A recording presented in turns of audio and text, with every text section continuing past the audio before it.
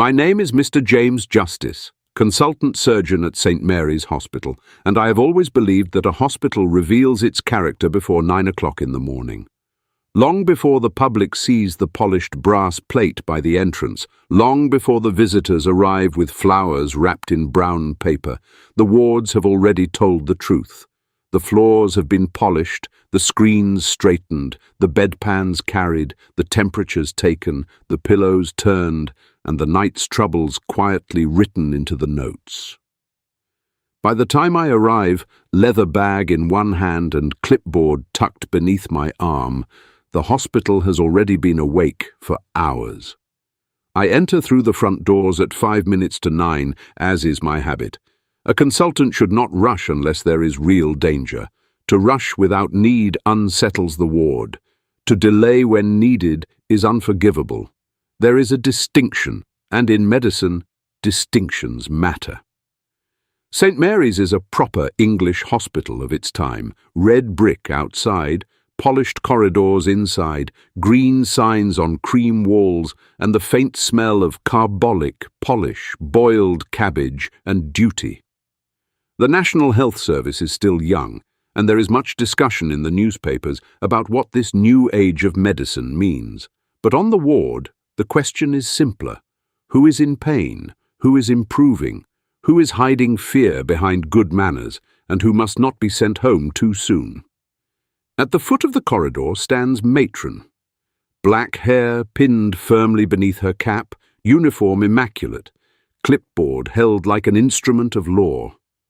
Matron does not need to raise her voice. The hospital obeys her because the hospital knows she sees everything. I nod to her. "Good morning, Matron." She nods back. "Good morning, Mr. Justice.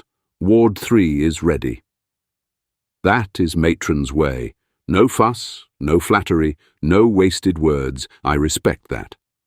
A hospital may have consultants, committees, and medical boards, but if Matron loses control of the wards, the whole place begins to fray at the edges.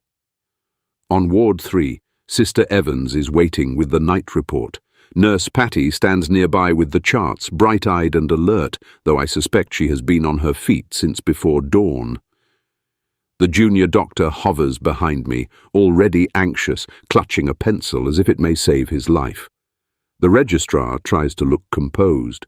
He is almost successful. "Shall we begin?" I ask. "Bed 1, Mr. Justice," says Sister Evans. And so the round starts. Mrs. Atkinson is recovering from surgery. She sits up as I approach, smoothing her sheet as though a crease in the linen might influence my judgment. Patients often do that. They mistake neatness for recovery. "How are we this morning, Mrs. Atkinson?" I ask. "A little sore, sir." "Soreness is expected," I say. "Worsening is not. There is a difference." I turn to the junior doctor. He is already writing. Never ignore a patient who says something has changed. Pain that behaves itself is one thing. Pain that changes character is another. Nurse Patty says nothing, but I notice her expression. She knew this already. She knew it at 3 in the morning when Mrs. Atkinson turned pale and restless. That is the truth about a good nurse. She often knows before the doctor has been called, before the note has been written, before the consultant arrives with his polished shoes and careful phrases.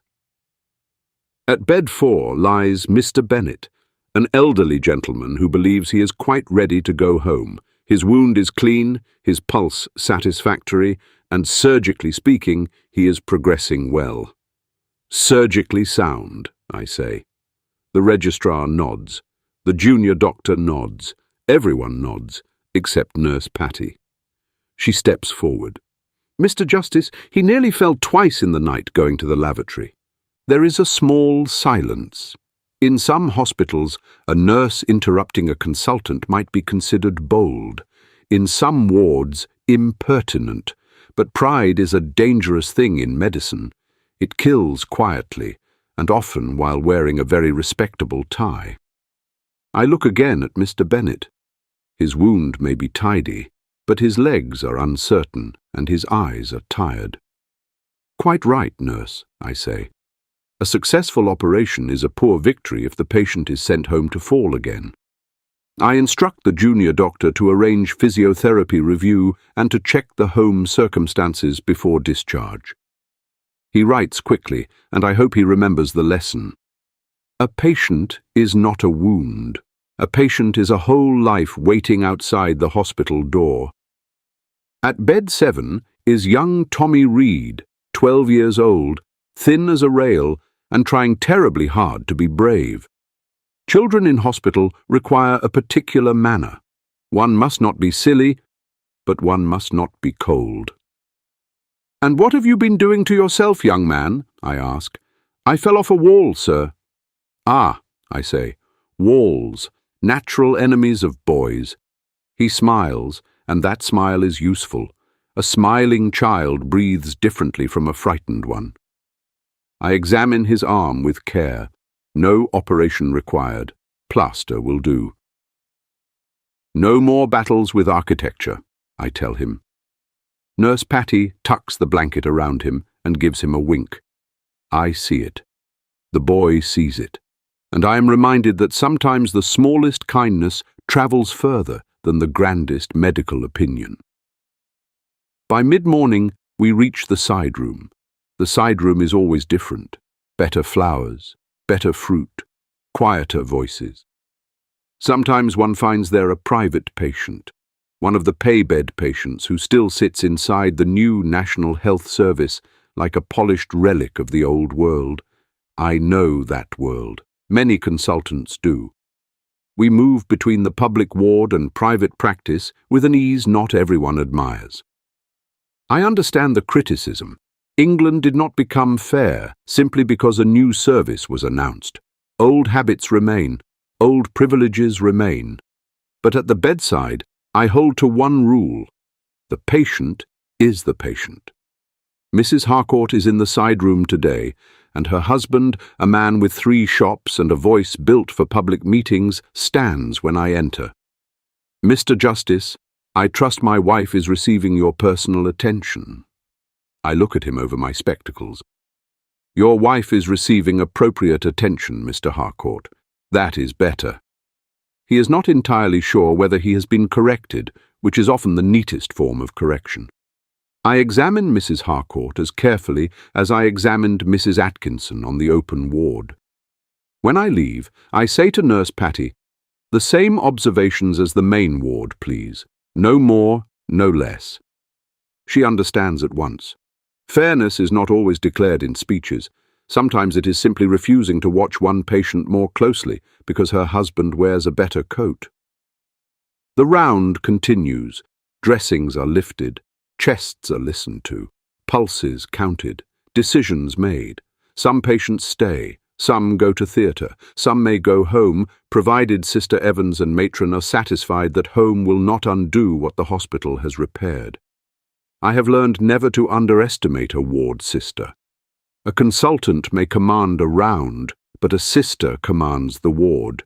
A matron commands the hospital's discipline. A foolish man confuses these things. By noon, the junior doctor looks as though he has aged several years. The registrar is trying to recover his dignity.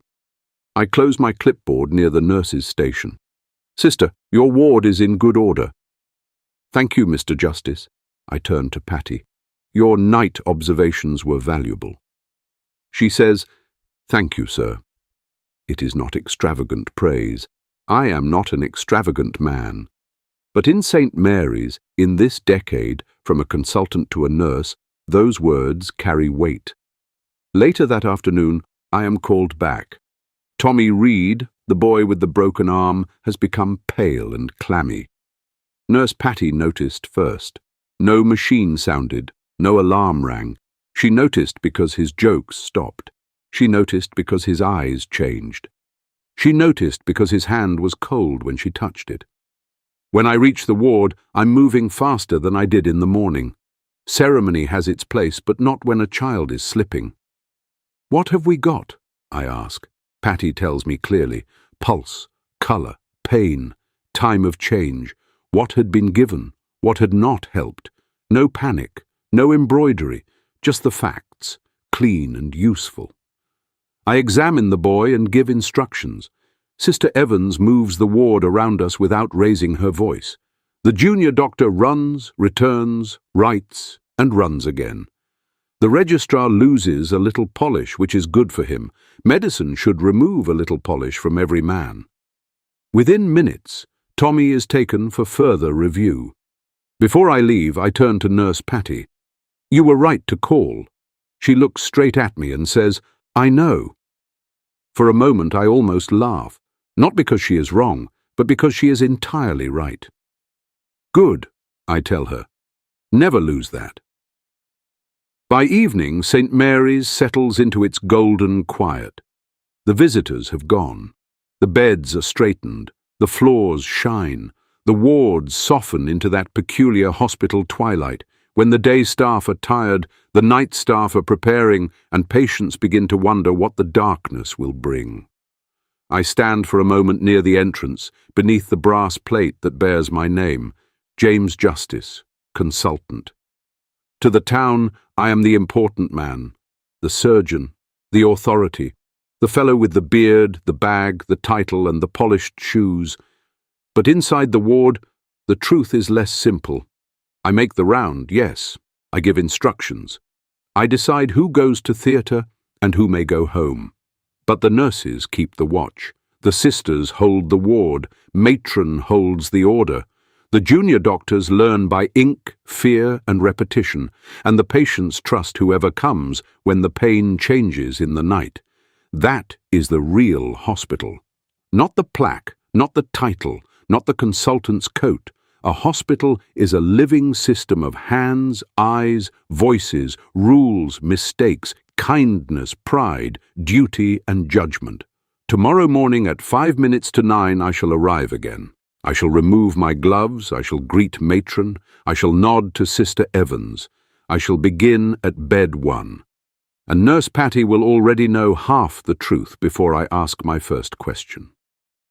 That is how St. Mary's works. And if I am honest, that is why it works at all.